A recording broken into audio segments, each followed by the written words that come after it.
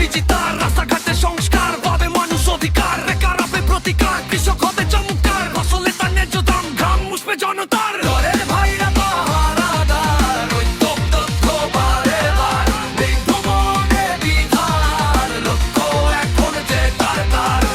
হয়ে নেই বারবার, বন্ধ হবে এইবার, পরিবর্তনের জোয়ারে ভাই ভাসবে এলাকা সবার।